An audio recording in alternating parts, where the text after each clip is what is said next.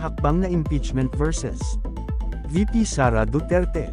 Inihayag ng Iglesia ni Cristo INC na magsasagawa ito ng rally para ipahayag ang pagtutol sa mga hakbangin na i-impeach o alisin sa pwesto si Vice President Sara Duterte. Inihayag ng INC ang kanilang plano sa isa nilang television program nitong Miyerkules ng gabi.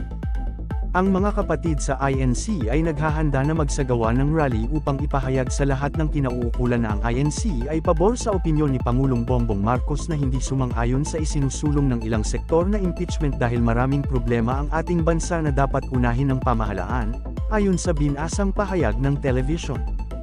Ang INC ay para sa kapayapaan. Ayaw natin sa anumang uri ng kaguluhan na manggagaling sa anumang panig, dagdag nito. Una rito, sinabi Pangulong Ferdinand Bongbong Marcos Jr.